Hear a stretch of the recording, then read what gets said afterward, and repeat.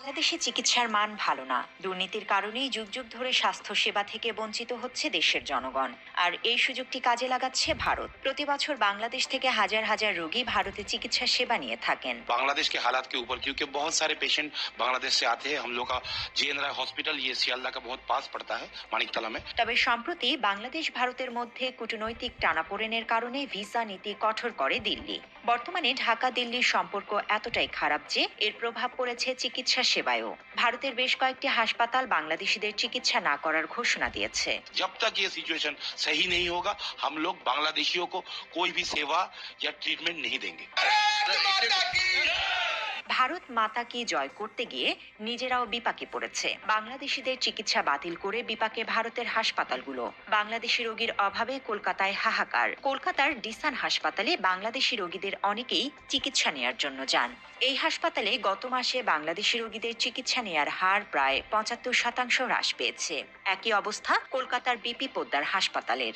এই হাসপাতালে ক্রিসমাসের সময় বাংলাদেশি রোগীর সংখ্যা বেড়ে যায়, কিন্তু এবার দেখা যাচ্ছে না বাংলাদেশি রোগীদের। বাংলাদেশিদের সেবা দেয়া বন্ধ হলে বন্ধ হতে পারে কলকাতার অনেক হাসপাতাল। তাই বিষয়টি নিয়ে কঠোর অবস্থানে না যাওয়ার পক্ষে ভারতের অনেক চিকিৎসক। কিন্তু একটা মানুষ যদি অসুস্থ হয়ে যায়, সে আমার শত্রু হলেও আমি তাকে সুস্থ করব। এটা হচ্ছে একটা ডাক্তারের ধর্ম, একটা চিকিৎসকের ধর্ম, একটা চিকিৎসা কেন্দ্রের ধর্ম। কলকাতার মেয়র ফিরহাদ হাকিম বললেন, বাংলাদেশি রোগীদের চিকিৎসা সেবা দেয়া বন্ধের বিষয়টিকে তিনি সমর্থন করেনি। তবে বাস্তবতা হলো, বিষয়টি নিয়ে ভারতে যেমন চলছে রোগীদের হাহাকার, তেমনি বাংলাদেশের রোগীরাও পড়েছেন বিপাকে।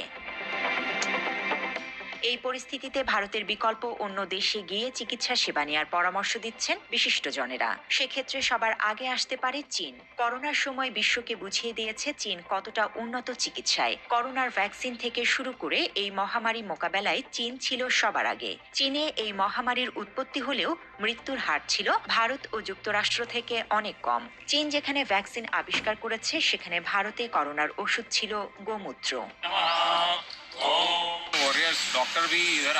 ভারত থেকে চীনের চিকিৎসার মান অনেক বেশি।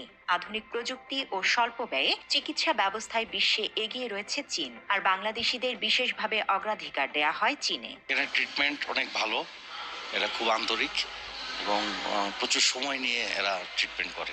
আমি বাংলাদেশ থেকে এসেছি চায়নাতে আই ট্রিটমেন্ট করানোর জন্য। চীনে চিকিৎসা সেবা নেওয়া অনেকেই বলেন, এখানে ভারতের মতো দালাল নেই। ট্রিটমেন্টও অনেক উন্নত মানের।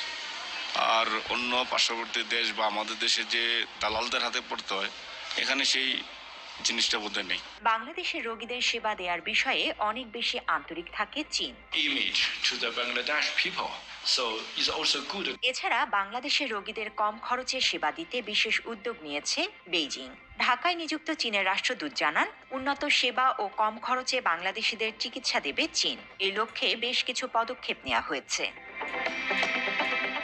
এছাড়া ভারতের তুলনায় চীন বাংলাদেশের প্রতি আন্তরিক। ছাত্র জনতার অভ্যুত্থানকালে গত জুলাই আগস্ট মাসে গুরুতর আহত ব্যক্তিদের উন্নত চিকিৎসা সেবা দিতে ঢাকায় আসে চীনের একটি জাতীয় জরুরি medical team. National emergency medical team sent by any foreign government to Bangladesh. চীনের পর চিকিৎসার জন্য বাংলাদেশিদের গন্তব্য হতে পারে থাইল্যান্ড। যারা সেবা নিয়েছেন তারা বলছেন, ব্যাংককে খরচ ভারতের সমানই, তবে সেবার মান অনেক বেশি। এই বিষয়গুলো তিনটা জিনিস আমার সবচেয়ে বেশি ভালো লেগেছে ওই হসপিটালের ডক্টরের কাছ থেকে। প্রথমত হচ্ছে যে আমার প্রবলেমটা আমাকে খুব ভালোভাবে ব্রিফ করা।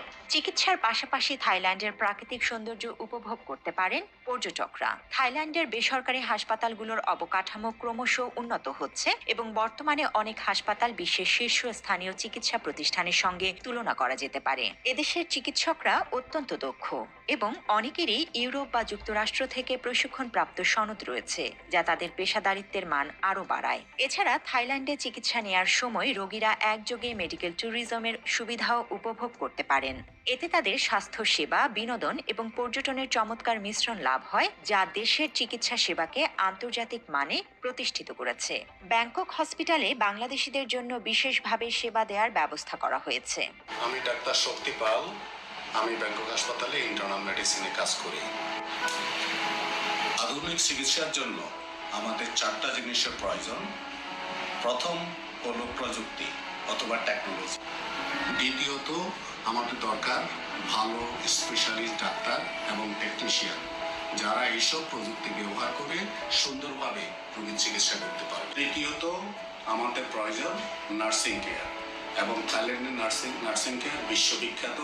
এই ব্যাপারে সবাই সন্তুষ্ট। ভারতীয় হাসপাতালগুলির ওপর নির্ভরশীলতা কমিয়ে চীন থাইল্যান্ডকে চিকিৎসা সেবার ক্ষেত্রে একটি শক্তিশালী বিকল্প হিসেবে বিবেচনা করা হতে পারে। তবে সবার আগে বাংলাদেশের চিকিৎসা সেবাকে দুর্নীতিমুক্ত করার কোনো বিকল্প নেই। চিকিৎসা খাত দুর্নীতিমুক্ত হলে বিদেশ গিয়ে সেবা নেয়ার প্রয়োজন হবে না।